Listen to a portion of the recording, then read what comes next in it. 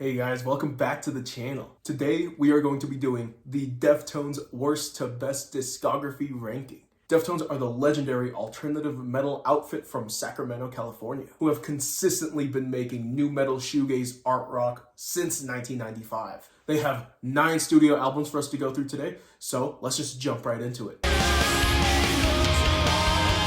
At the bottom, I am going to put Gore, their 2016 release. Gore starts off with Prayers Triangles. This is actually a pretty good, solid opener that's a little more on the shoegaze side. But I was hoping that the rest of the album would sound just as bright but simultaneously gloomy like this track.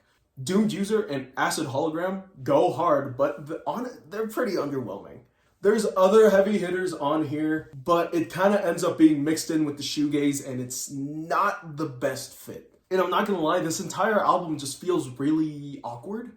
And it's mixed really muddily as well. Chino sounds pretty nasally on this entire record. For the first time in the entire Deftones discography, this is the first time where I feel like their shoegaze to heavy hitter switch just doesn't work at all. When I finished listening to Gore for the first time, I was honestly just super confused. There weren't any tracks that were super remarkable to me. It doesn't really make sense as a progression from Coo Yokan. And it feels like an alternate universe Deftones album, if that makes sense. So for those reasons, Gore is going in the last place. Next up, I'm putting Ohms, their 2020 album. Ohms is the first album since Diamondize that they have to prove that they are not going to fizzle out. But this is for different reasons. Diamondize challenged the band to overcome the loss of their bassist Chi Chang, but Ohms honestly serves as a redemption arc album for Gore. Gore had flat guitars, muted snares, and almost non-existent bass lines. But on Gore, Steven's guitar is roaring, Abe's drumming is really crisp, and Sergio's bass is actually kind of at the forefront. The guitars sound fantastic in the upper and lower end. And this is because of the new 9-string guitar that Steven is using on this album. The track Radiant City is the most bass-heavy song that Sergio has ever performed.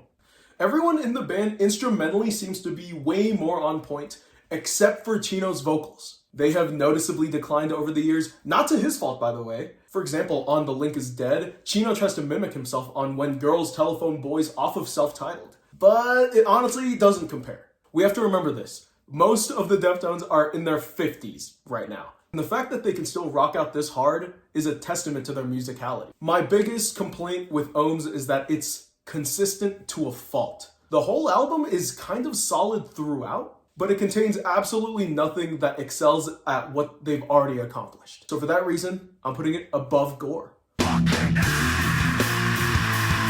Next up is Adrenaline, their debut album in 1995.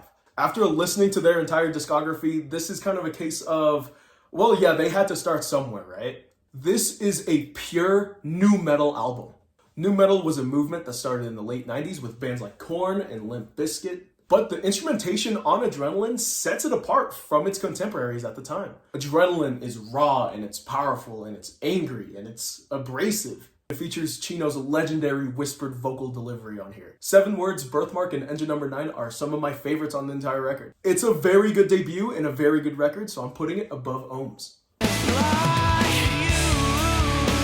Next up is Saturday Night Wrist. I always found this album to be kind of a weird one in their discography, but not in a bad way. It's very experimental and eclectic, but it still sticks to Deftones' formula. I think Beware and Cherry Waves are peak Deftones songs. But just like White Album by the Beatles, it contains some whack songs. Just don't listen to Pink's Cell Phone, and this is a pretty good album. Still, even without Pink's Cell Phone, the entire album is just weird. The way the songs flow into each other just kind of doesn't work. While most of the songs are incredible on their own, they just don't really connect with each other very well. Each song feels like a separate entity on its own.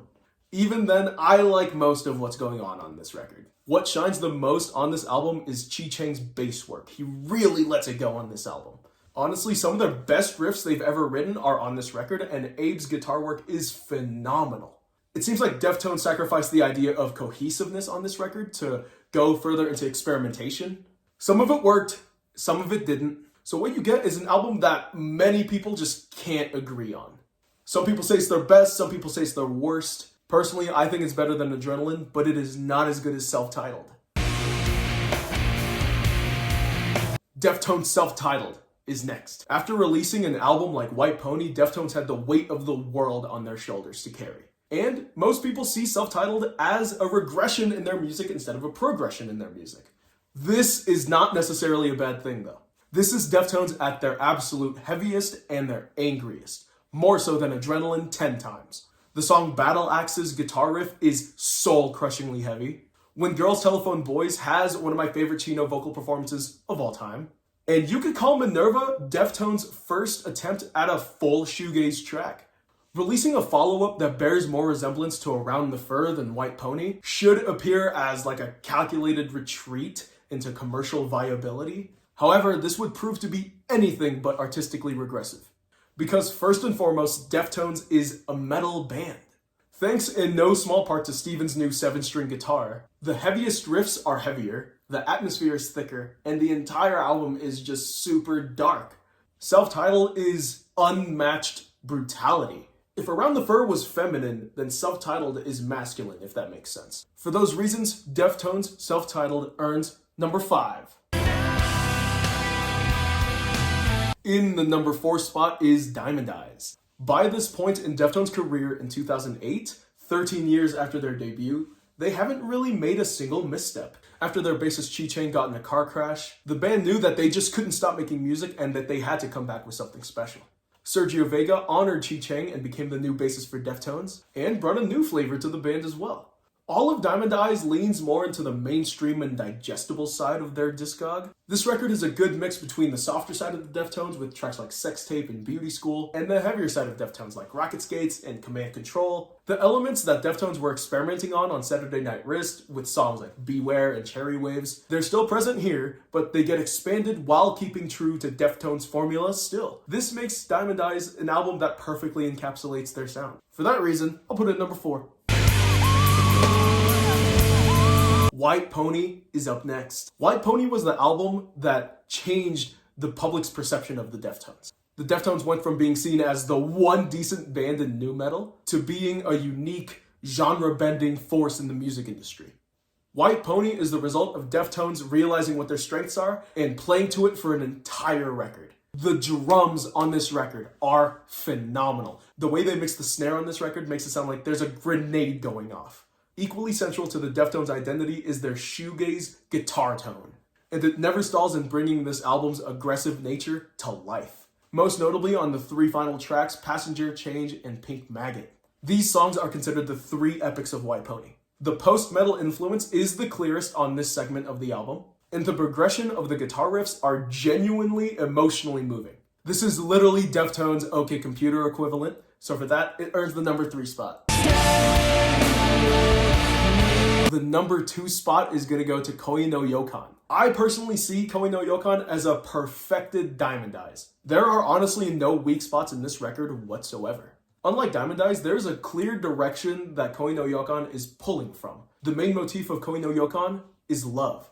Love for your friends, love for your family, love for people that are near and dear to you. The song Entombed is literally about how much Chino loves his daughter.